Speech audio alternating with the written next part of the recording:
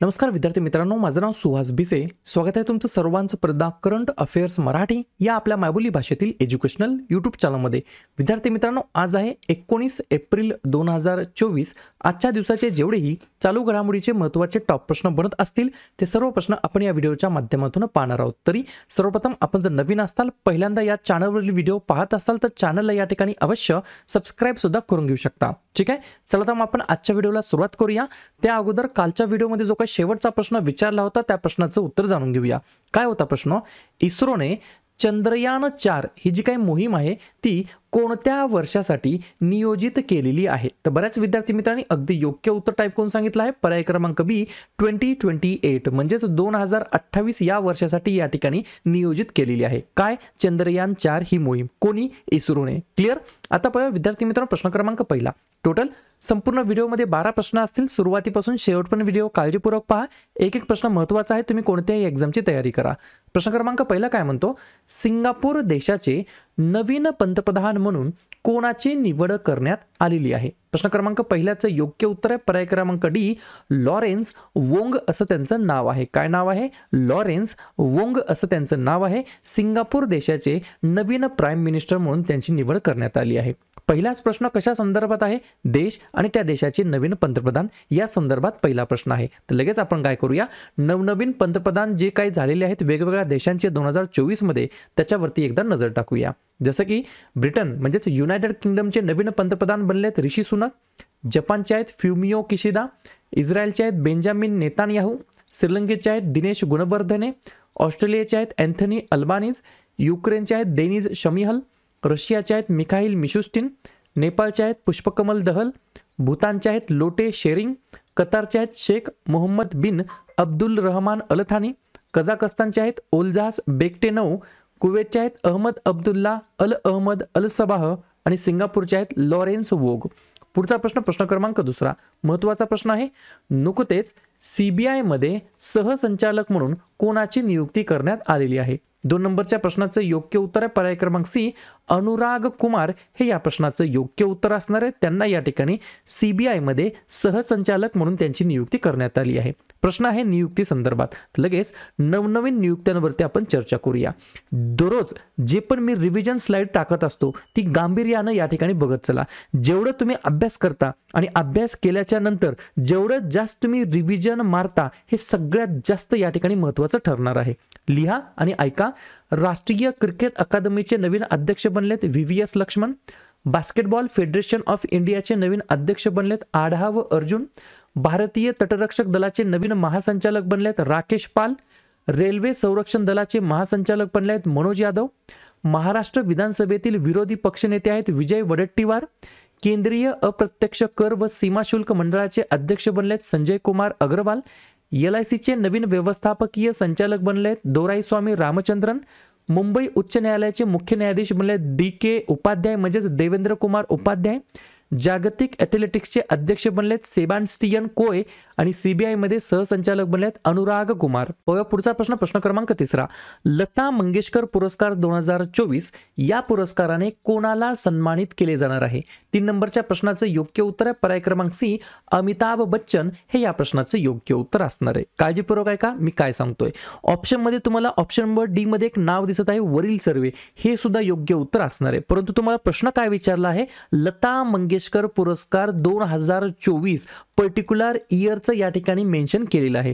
जर तुम्हाला फक्त एवढं विचारलं असतं खालीलपैकी कोणाला लता मंगेशकर पुरस्काराने सन्मानित करण्यात आलं, तेव्हा योग्य उत्तर असणारे वरील सर्व. मग या ठिकाणी पर्याय क्रमांक ए, नरेंद्र मोदी यांना या ठिकाणी पहिल्या लता मंगेशकर पुरस्काराने सन्मानित करण्यात आलं. पर्याय क्रमांक बी, आशा भोसले यांना दुसऱ्या लता मंगेशकर पुरस्काराने सन्मानित करण्यात आलं आणि अमिताभ बच्चन यांना लता मंगेशकर पुरस्काराच्या 3ऱ्या आवृत्तीने या ठिकाणी सन्मानित करण्यात आलं आहे. ठीक आहे, गोष्टी समजतात. प्रश्न आहे पुरस्कारासंदर्भात. तर लगेच नवनवीन पुरस्कार प्राप्त व्यक्तींवरती चर्चा करूया. जसं की 33वा सरस्वती सन्मान पुरस्काराने सन्मानित करण्यात आलं प्रभा वर्मा यांना, संगीता कलानिधी पुरस्कार 2024 TM कृष्णाजी यांना, वर्ल्ड बिलियर्ड्स म्युझियमचा हॉल ऑफ फेम पुरस्कार पुरस्काराने सन्मानित करण्यात आलं पंकज अडवाणी यांना. महाराष्ट्र राज्याचा गौरव पुरस्कार देण्यात आला डॉक्टर उमा रेळे यांना. देवीशंकर अवस्थी सन्मान 2023 देण्यात आला निशांत यांना. पहिला जागतिक असमानता संशोधन पुरस्कार देण्यात आला बीना अग्रवाल व जेम्स बॉयस यांना. आंतरराष्ट्रीय संस्कृती पुरस्कार 2024 देण्यात आला मीना चरंदा यांना. मेजर ध्यानचंद जीवन गौरव पुरस्कार 2023 ने सन्मानित करण्यात आलं अशोक कुमार यांना. अमेरिकन राष्ट्रपती पुरस्कार 2024 लोकेश मुनी आणि लता मंगेशकर पुरस्कार 2024 अमिताभ बच्चन. पुढचा प्रश्न, प्रश्न क्रमांक 4. 2023-24 या आर्थिक वर्षामध्ये भारतातून 10 अब्ज डॉलरपेक्षा जास्त किमतीचे आयफोन्स निर्यात करणारी पहिली कंपनी कोणती ठरलेली आहे? आयफोन म्हणल्या लगेच लक्षात आलं पाहिजे. पर्याय क्रमांक ए फॉर ॲपल हे या प्रश्नाचं योग्य उत्तर असणार आहे. प्रश्न काय आहे? या आर्थिक वर्षामध्ये, या फायनान्शियल इयरमध्ये 10 अब्ज डॉलरपेक्षा जास्त किमतीचे आयफोन निर्यात करणारी, म्हणजेच या ठिकाणी म्हणता येईल एक्सपोर्ट करणारी पहिली कंपनी ठरली आहे ॲपल. PLI स्कीमच्या अंतर्गत या ठिकाणी विद्यार्थी मित्रांनो हे अचिव्हमेंट करण्यात आलं आहे. गेल्या वर्षीच्या एक्सपोर्टच्या तुलनेमध्ये ही जवळपास या ठिकाणी दुप्पट या ठिकाणी आपण अचिव्हमेंट केलेली आहे.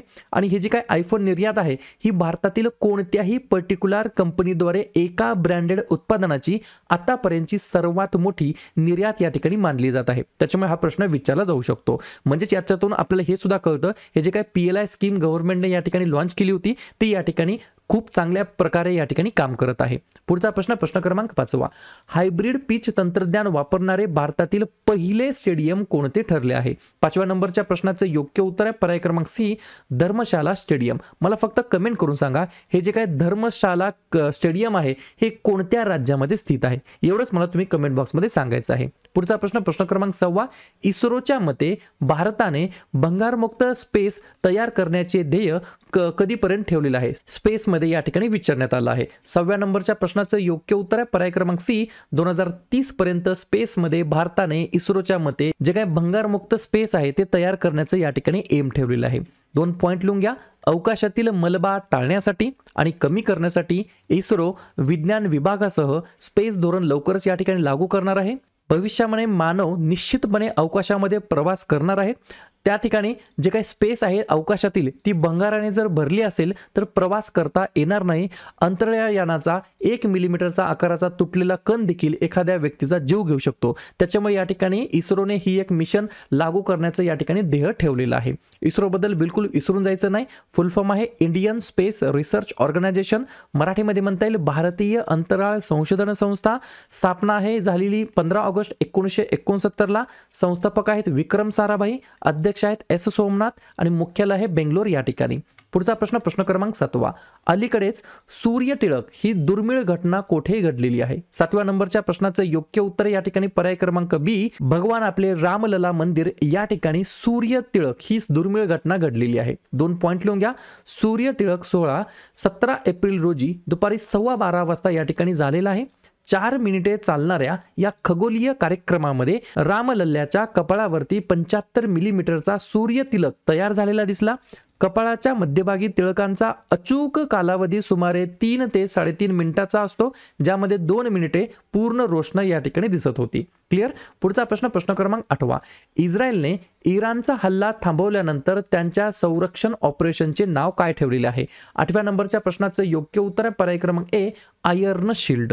ठीक आहे, तर पर्याय क्रमांक ए, आयर्न शिल्ड असं ऑपरेशनचं नाव ठेवलेलं आहे इस्रायलने.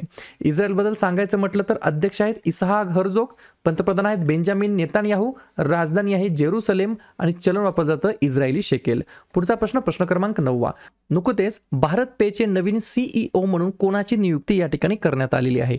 9व्या प्रश्नाचं योग्य उत्तर आहे पर्याय क्रमांक डी, नलिन नेगी हे या प्रश्नाचं योग्य उत्तर असणार आहे. तर भारत पेचे या ठिकाणी नवीन हे कोण असणार आहेत? CEO. आणि CEOचा फुल फॉर्म काय? चीफ एक्झिक्युटिव्ह ऑफिसर, मुख्य कार्यकारी अधिकारी असं मराठीमध्ये म्हणता येईल. तर नलिन नेगी हे या ठिकाणी भारत पेचे नवीन कोण असणार आहेत? CEO. पुढचा प्रश्न, प्रश्न क्रमांक 10. भारताच्या ईशान्येकडील कोणत्या राज्यामध्ये लॉंगटे नावाचा फेस्टिवल महोत्सव सण या ठिकाणी साजरा केला जातो? 10व्या नंबरच्या प्रश्नाचं योग्य उत्तर आहे पर्याय क्रमांक सी, अरुणाचल प्रदेश हे या प्रश्नाचं योग्य उत्तर असणार आहे. 1 पॉइंट लिहून घ्या. लॉंगटे युल्लो हा अरुणाचल प्रदेशातील निशीज जमातींद्वारे साजरा केला जाणारा सर्वात जुना हा सण आहे. त्याच्यामुळे हा प्रश्न कदाचित विचारला जाऊ शकतो. अरुणाचल प्रदेशबद्दल सांगायचं म्हटलं तर लिहून घ्या. स्थापना झाली 20 फेब्रुवारी 1987ला, मुख्यमंत्री आहेत प्रेमा खांडू, राज्यपाल आहेत कैवल्य त्रिविक्रम पारनाईक आणि राजधानी आहे इटानगर. 2 महत्त्वाचे धरण आहेत रंगनाडी आणि सुबाणेसिरी आणि 2 महत्त्वाचे राष्ट्रीय उद्यान आहेत मौलिंग आणि नामदाफा. महत्त्वाचे 4 नृत्य प्रकार सुद्धा आहेत बुइया, चलो, वांचो आणि पोनुंग. पुढचा प्रश्न क्रमांक 11वा. कोणत्या भारतीय अमेरिकन अभिनेत्रीला हार्वर्ड विद्यापीठाने प्रतिष्ठित दक्षिण आशियाई पर्सन ऑफ द इयर पुरस्काराने सन्मानित करण्यात आलेला आहे? 11व्या नंबरच्या प्रश्नाचं योग्य उत्तर आहे पर्याय क्रमांक बी, अवंतिका वंदनापू असं त्यांचं नाव आहे. अशा प्रकारे शेवटचा प्रश्न क्रमांक 12वा.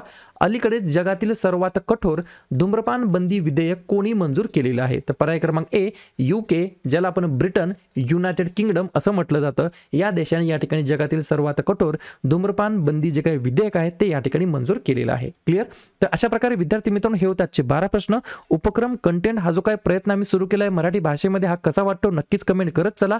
आणि या ठिकाणी तुमच्यासाठीचा आजचा खास प्रश्न, नुकताच मेजर ध्यानचंद जीवन गौरव पुरस्कार 2023 कोणाला प्रदान करण्यात आलेला आहे? देवेंद्र झांझरिया, अशोक कुमार, पंकज अडवाणी की PV सिंधू? तर ज्या पण विद्यार्थ्यांनी या प्रश्नाचं योग्य उत्तर येत असेल त्या प्रश्नाचं उत्तर तुम्ही कमेंट बॉक्समध्ये बिंदासपणे टाईप करून सांगा. या प्रश्नाचं उत्तर चुकू द्या, बरोबर येऊ द्या, काहीच हरकत नाही, परंतु ट्राय करणं, प्रयत्न करणं हे सर्वात जास्त महत्त्वाचं आहे. आणि दुसऱ्या दिवशी येऊन आपण दिलेल्या प्रश्नाचं उत्तर हे बरोबर आलं की चुकलं हे दुसऱ्या दिवशी येऊन चेक करणं, तपासणं हे देखील तितकंच जास्त महत्त्वाचं सुद्धा असणार आहे. तर लगेच एप्रिल महिन्यातील जे काही महत्त्वाचे दिवस आहेत त्याच्यावरती आपण चर्चा करूया. लिहून घ्या. 1 एप्रिल ते 7 एप्रिल पहिला आठवडा आपण अंधत्व प्रतिबंध आठवडा म्हणून आपण साजरा करतो. 2 एप्रिल आंतरराष्ट्रीय बाल पुस्तक दिवस. 4 एप्रिल खान जागृतीसाठी आंतरराष्ट्रीय दिवस.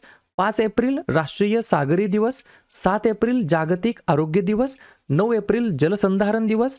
11 एप्रिल महात्मा ज्योतिबा फुले यांची जयंती तसेच जागतिक पार्किन्सन दिवस असतो.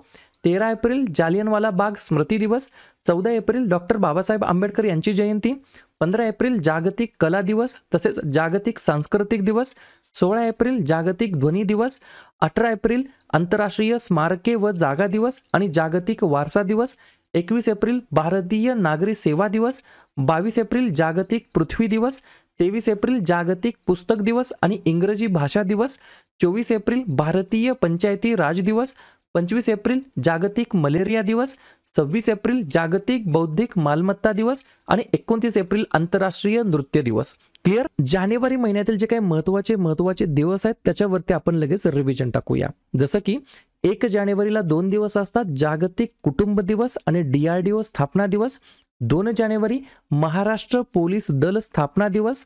3 जानेवारी सावित्रीबाई फुले जयंती महाराष्ट्रामध्ये बालिका दिवस म्हणून साजरा करतात. 4 जानेवारी जागतिक ब्रेल दिवस. 5 जानेवारी राष्ट्रीय पक्षी दिवस. 6 जानेवारी बाळशास्त्री जांभेकर जन्मदिवस महाराष्ट्रामध्ये पत्रकार दिवस म्हणून साजरा करतात. 9 जानेवारी प्रवासी भारतीय दिवस. 10 जानेवारी जागतिक हिंदी दिवस. 11 जानेवारीला 2 दिवस असतात, राष्ट्रीय मानवी तस्करी जागृती दिवस आणि लाल बहादूर शास्त्री पुण्यतिथी. 11 ते 17 जानेवारी अंतर्गत रस्ता सुरक्षा सप्ताह म्हणून साजरा करतात. 12 जानेवारीला असतो राष्ट्रीय युवा दिवस किंवा स्वामी विवेकानंद यांची जयंती आणि जिजाऊ मा साहेबांचा जन्मदिवस सुद्धा असतो याच दिवशी. 15 जानेवारीला आहे भारतीय सैन्य दिवस. 16 जानेवारीला आहे छत्रपती संभाजी महाराज राज्याभिषेक दिवस. 23 जानेवारी नेताजी सुभाषचंद्र बोस जयंती. 24 जानेवारी राष्ट्रीय बालिका दिवस. 25 जानेवारी राष्ट्रीय मतदार दिवस आणि राष्ट्रीय पर्यटन दिवस. 26 जानेवारी 2024ला आपण प्रजासत्ताक दिवस साजरा करत आहोत 75 क्रमांकाचा आणि आंतरराष्ट्रीय सीमा शुल्क दिवस सुद्धा असतो. आणि 28 जानेवारी लाला लजपत राय यांची जयंती. क्लिअर? फेब्रुवारी महिन्यातील जेवढेही महत्त्वाचे दिवस असतील त्या सर्व दिवसांवरती एकदा आपण नजर टाकूया. जसं की 1 फेब्रुवारीला असतो भारतीय तटरक्षक दिवस. 2 फेब्रुवारी जागतिक पाणथळ दिवस.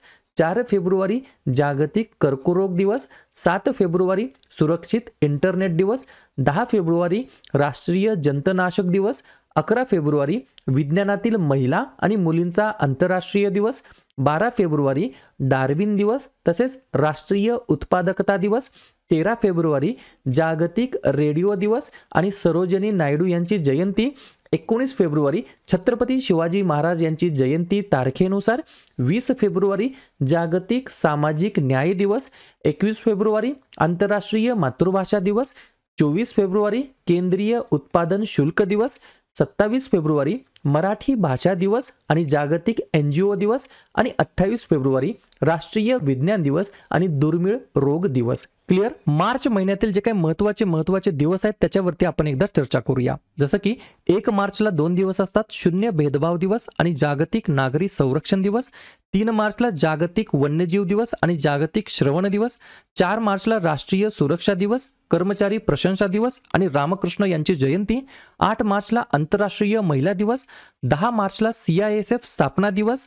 मार्चमध्ये दुसऱ्या बुधवारी म्हणजे यावर्षी 13 मार्चला आहे नो स्मोकिंग दिवस. त्याच्यानंतर मार्चमध्ये दुसऱ्या गुरुवारी म्हणजेच यावर्षी 14 मार्चला आहे जागतिक किडनी दिवस. 15 मार्चला आहे जागतिक ग्राहक हक्क दिवस. 16 मार्च राष्ट्रीय लसीकरण दिवस.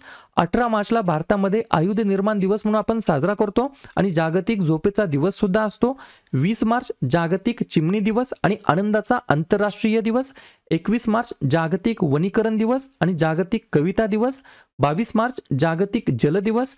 23 मार्च जागतिक हवामान दिवस. 24 मार्च जागतिक क्षयरोग दिवस किंवा TB दिवस आणि 27 मार्च जागतिक रंगभूमी दिवस. क्लिअर.